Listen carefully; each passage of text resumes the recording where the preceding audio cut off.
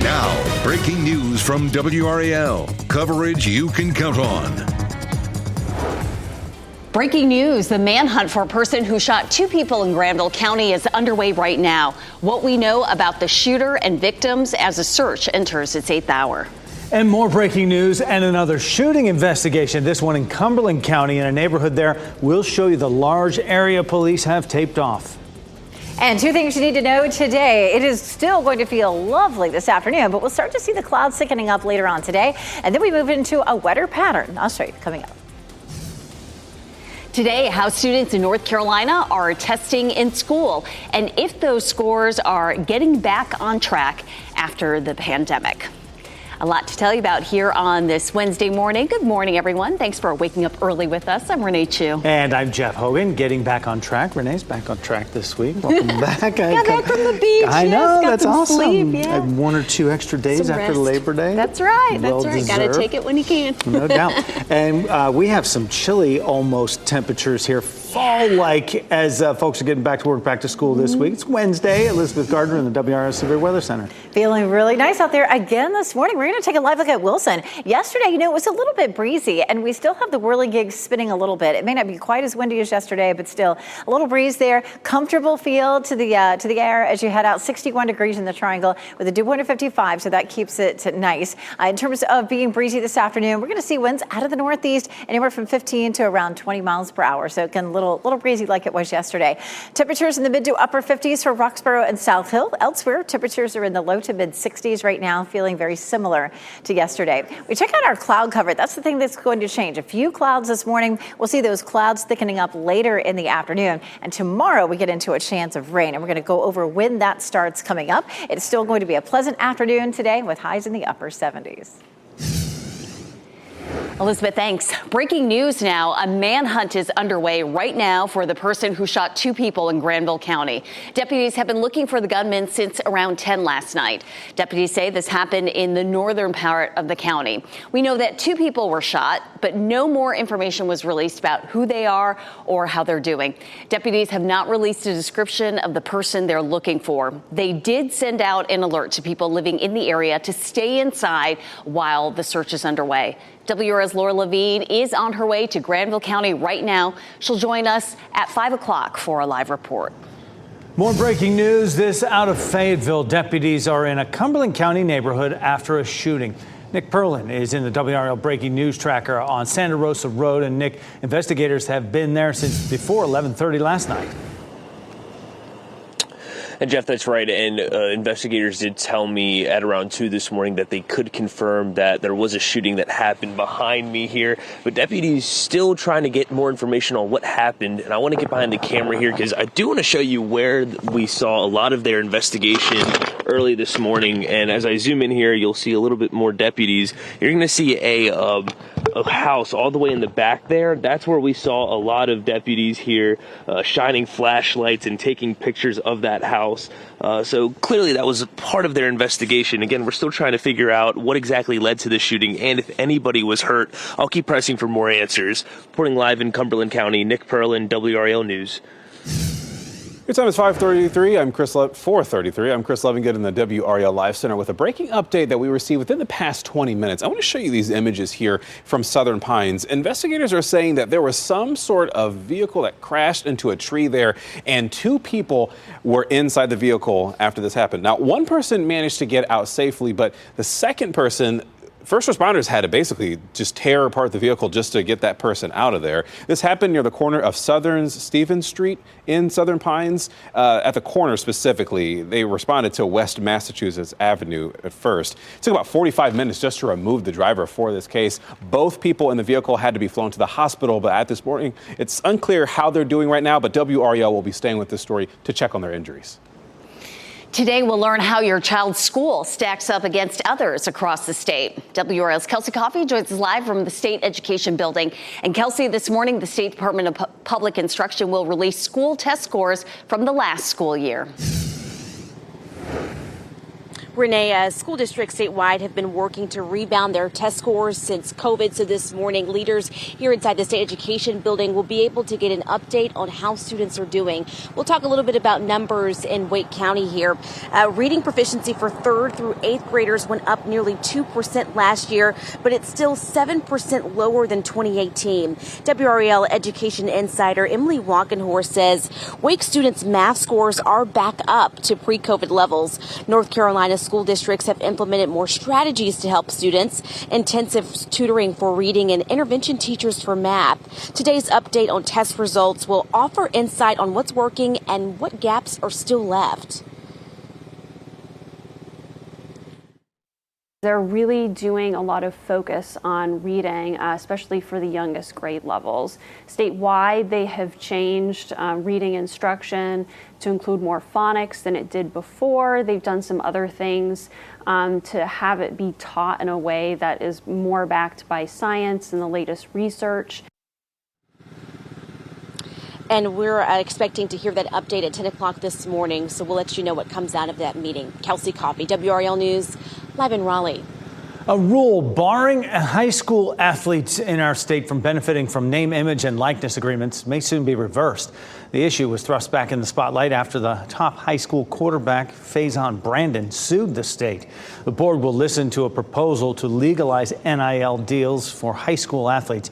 The state school board will discuss the rule today before voting on a possible change tomorrow.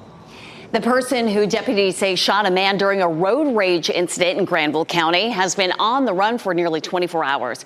We brought you the story as breaking news yesterday morning and happened on Highway 96. The sheriff's office says the driver of a Mustang was following a truck too closely and rear-ended the truck. The driver of the truck got out to inspect the damage, and that's when deputies say several shots were fired. The driver of the truck was taken to a hospital. Authorities say the driver of the Mustang left the scene. Thousands of people rallied outside Israel's defense ministry last night, marking the 3rd night of mass protests in the Middle East. Protesters have taken to the streets night after night, demanding Prime Minister Benjamin Netanyahu make a deal to bring the remaining Hamas hostages home. So far, Netanyahu has refused to withdraw Israeli troops from the Egypt-Gaza border, saying a retreat would allow Hamas to rearm. Last night, Egypt accused him of obstructing a ceasefire deal. The U.S. says that it is against the presence of Israeli troops in Gaza long term. More changes on I-440 in Raleigh will affect your commute. Right now, the eastbound ramps at I-440 and Hillsborough Street are closed. They're expected to be closed until next Thursday. And tonight at 9, the eastbound ramp to Wade Avenue and the westbound ramp to Hillsborough Street will close for overnight work. It's all part of the ongoing project to widen the Beltline. While the Hillsborough Street ramps are closed, you'll be detoured to Wade Avenue. With school back in session, there is concern COVID-19 cases will go up in North Carolina. UNC health officials say there are about 120 COVID-positive patients in hospitals right now. That is up from about 40 in early July. Doctors say the rise is likely because of summer travel and kids being back in school, as well as easier to spread variants. We have a kind of big surge going on right now, and we're going to see schools starting to open and people mixing and kids coming back to college. So what that will do to the numbers is not clear, but right now there is a lot of COVID going around. Doctors say you should stay home if you're not feeling well and get new COVID vaccines. Updated COVID vaccines are in stock right now at pharmacies in the Triangle. Wake County students who are short on lunch money can now get a full meal. The school system says they have enough money to cover the cost of a full meal for students with excessive lunch debt. Currently, they would get a meal of fruit and vegetables, no protein or side dishes. This announcement comes just days after the school system announced its new Angel Fund, which serves all schools. An afternoon at a park turns horrific for a family in California after a mountain lion attacks a 5-year-old boy. His condition this morning. And a little taste of fall for you this morning with this live look of North Hills. Meteorologist Elizabeth Gardner will tell us how long these cooler temperatures will stick around for us and why another cold front could be right around the corner. From the WRAL Severe Weather Center, North Carolina's most experienced team of meteorologists.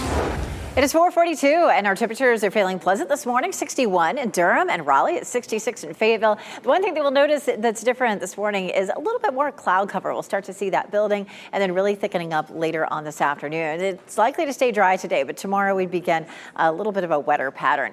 Maybe a light sweater out there for you this morning. Our temperatures are running just about 3 or 4 degrees cooler than this time yesterday. And we'll see a pretty sunrise, but then we'll start to see the clouds thickening up. So feeling pleasantly cool this morning. By lunchtime, mid-70s. And we'll see highs in the upper 70s for this afternoon. We'll see a cold front that approaches for the weekend. It's not going to be a washout like it was last weekend, but I'll show you how to plan around some of the showers that are headed our way coming up. New this morning, Ukraine's foreign minister is stepping down ahead of an expected major reshuffling of President Volodymyr Zelensky's cabinet. Dmytro Kuleba tendered his resignation today. He has been Ukraine's top diplomat since Russia's invasion. The majority leader of Ukraine's parliament says he expects major changes in the cabinet throughout the week. A family outing at a state park in California turns terrifying after a mountain lion attacks a 5-year-old boy. This happened Sunday at Malibu Creek State Park. Wildlife officials say the family was eating lunch when a mountain lion attacked the 5-year-old. The boy's father and other adults charged at the lion, and it released the boy and then climbed a tree. It stayed there until fish and wildlife officials responded. They shot and killed the animal. The boy was airlifted to a hospital. He was released the next day with non-life-threatening injuries. Only on WRAL, our investigative team received a confession connected to a Fayetteville mother accused of murder. Avante Devon was arrested and charged in the deaths of 2 of her adopted children, Blake and London. A man approached WRAL Investigates and said he had proof of someone admitting to dismembering Blake's body. Nate Mitchell says he recorded that confession 2 years ago. He said he didn't believe the person at first. And I actually forgot about it for, I guess, the 2 years before this case became known. And my wife kept telling me, like, you need to listen to this recording again. Yeah, we unpack much more of this recording on our website. Just go to WRAL.com. A San Antonio man used his cell phone to document being stuck in a flash flood. Take a look at this. The man's SUV was partially submerged when the flash flood happened yesterday morning. You can see other cars were also stranded in the rushing water. The man says his SUV started to float and then the current spun it into another stalled vehicle. A San Antonio firefighter tethered to a rope managed to drag him to safety. Good news for drivers in the Triangle. The final touches on 540 will be done at the end of this month. Phase 1 will extend the existing Triangle Expressway between the Highway 55 bypass and I-40. The DOT will celebrate the project with a ribbon-cutting ceremony on September 24th, and it will open to traffic the next day at 6 a.m. The project was pushed back because of Tropical Storm Debbie. A warning about tech scams after an elderly North Carolina woman was scammed out of $25,000. The woman was from Asheboro. She has dementia, and she was trying to get help with her mobile device. She told detectives she found someone online, but it ended up being a scam artist, and that's when things took a turn. Eventually, he had her withdraw a large sum of money, package it up, and meet him at a gas station before he took that from her, and she was just trying to get some help with her mobile device. Red Flag City there. Nearly 18,000 tech scams were reported to the FBI last year. Investigators say one of the top red flags to look out for is if someone asks you to put money on a card. The NFL season kicks off tomorrow in Kansas City as the Chiefs will take on the Baltimore Ravens. You can see the excitement in the city. Kansas City Chiefs banners hanging at the entrances of Union Station, while inside, red and gold decorations all around the Grand Hall. The 2-time defending Super Bowl champions will play the Ravens for the first time since last year's AFC Championship game when Kansas City came out on top. You can watch the game right here on WRAL. Coverage starts tomorrow night at 7. Kickoff is at 8:20. And then week 1 for the Carolina Panthers starts Sunday. They'll travel to New Orleans to take on their NFC South Division rivals, the Saints. You can watch that game on Fox 50 Sunday at 1 o'clock. The start of football season and football weather to go along with it. Feeling very refreshing out there right now, Elizabeth. It feels good out there. A little breezy yesterday. We're seeing the same thing. The whirligigs here in the park in Wilson spinning around out there this morning. So, but still feeling very comfortable. 61 degrees around the triangle. Our dew point is 55, and that's a low number. The dew point is the measure of moisture in the atmosphere, and that's low. So it feels nice out there for us this morning. We take a look at our weather watcher. I love this beautiful sunset that Jeff Grantham sent in from Wayne County. Look at that beautiful view there on the farm. Yesterday was so pretty and clear. Today we're going to see a bit more cloud cover as we transition into a wetter pattern starting tomorrow. If you have a photo you'd like to share with us, go to WRAL.com, search Weather Watchers, and it'll walk you through uploading some photos. We love to see what's going on in your backyard. What may be happening at lunchtime is you outside. Would be nice again today, like it was yesterday. It's a little bit breezy, but still feeling great out there. 75 degrees at lunchtime, some increasing clouds, but nice and dry for it today. And then we start to move into a slightly wetter pattern. Around town this afternoon, 79 in Raleigh, 78 Durham, 81 in Fayetteville, but it may be mostly cloudy by this afternoon. And we take a look at tomorrow. That's when the rain starts. Today we're dry.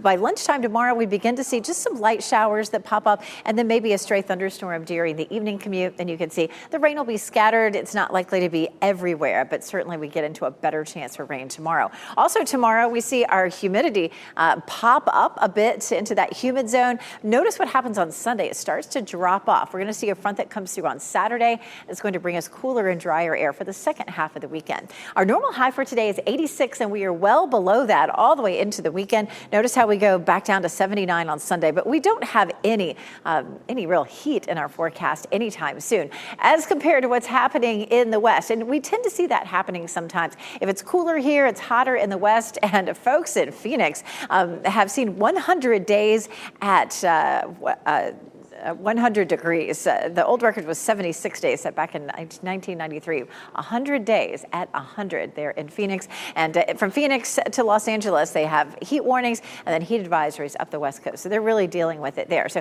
here's the heat associated with that high pressure system. The cool air is associated with this low, and that's what is headed our way. It's comfortable now. We'll get a front that comes through, and behind that front, we really see our temperatures dropping. So overnight lows in the 60s for the next several mornings. And then by Monday, back into the 50s. That's going to feel great. But with that front coming through, you'll have to watch your weekend plans. Saturday looks a little iffy with some showers and thunderstorms. Sunday looks beautiful. Coming up, we're going to walk through Friday and Saturday and talk about our chances for rain. In terms of the numbers, it's about 20% chance on Friday, but 40 on Saturday. And then it's nice and dry into next week. Thanks, Elizabeth. Temperatures may feel fall-like here in North Carolina, but not the case in some states like Arizona. How hot it'll be in Phoenix this week as the capital marks the hottest summer on record.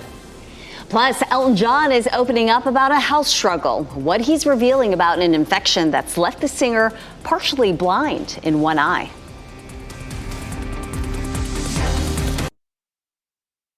Phoenix is under an excessive heat warning today as Arizona's capital is experiencing its hottest summer ever. Tuesday was the 100th day in a row the high temperature has been 100 degrees or higher. The previous record for triple-digit days in a row in Phoenix was 76 back in 1993. Forecasters say the temperature could top 110 there the next 3 days. Phoenix has already had 54 days of 110-degree heat this year. Elton John says he is recuperating from a severe infection that's left him partially blind in one eye. The musician shared the news on his Instagram page yesterday. He said the healing process is extremely slow and it'll take a while for sight to return to that eye. The 77-year-old singer didn't elaborate on the nature of the infection. He thanked his team of doctors, nurses, and family for the care they've given him. A new project for Colin Jost and Michael Che plus Ellen DeGeneres returns to the stage for the first time in 6 years. Here's Ashley Dvorkin with the Hollywood Nation. We are the perfect family. Kidman's murder mystery and SNL duo land a new hosting gig, and DeGeneres gets a date in the Hollywood Nation. Ellen DeGeneres' last comedy special is coming this month. Ellen DeGeneres, For Your Approval, will premiere on Netflix September 24th. The show marks the former talk show host's return to the stage in 6 years. She will get personal and discuss what she's been up to since ending her daytime talk show after 19 seasons. Let's not applaud yet. Colin Jost and Michael Che present New York After Dark. Will feature the Saturday Night Live stars hosting Peacock's first comedy special. The show will stream live from the Bell House in Brooklyn, featuring an in-person audience as well as performances from up-and-coming and established comedians. It premieres September 12th. You okay? I keep seeing his face everywhere. Naomi Scott spirals out of control in today's first looks. Paramount unleashed the trailer for Smile 2, featuring Scott playing a pop star forced to take charge of her life by confronting her dark past when she starts experiencing terrifying events. The horror sequel arrives in theaters October 18th. It's such a shock, and we're all very upset. Nicole Kidman and Liev Schreiber star in The Perfect Couple. Netflix's murder mystery series features the duo as the head of a rich family who all become suspects when a dead body turns up on the beach during a weekend wedding in Nantucket. It starts streaming September 5th. These people are used to getting whatever they want. Well, that starts tomorrow. That looks good. There's a new star on the iconic Hollywood Walk of Fame. Filmmaker Tim Burton was honored yesterday with a star in the category of motion pictures. The star sits on Hollywood Boulevard in front of Hollywood toys and costumes. Burton was joined by actors Winona Ryder and Michael Keaton, who also spoke at the ceremony. Some of Burton's most famous credits include Pee-wee's Big Adventure, Beetlejuice, of course, Batman, The Nightmare Before Christmas. He's got a long list of accolades. For the first time, we're hearing from the police officer whose quick actions may have saved the life of NFL rookie Ricky Pearsall. I said to him, listen, look at me. I know you don't know me, but I want you to trust me. It's not your time.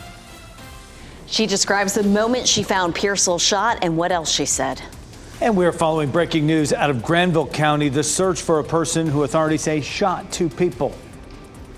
And the Mega Millions jackpot is now the 7th largest in history after no one hit all the numbers last night. We'll show you the winning numbers coming up at 5.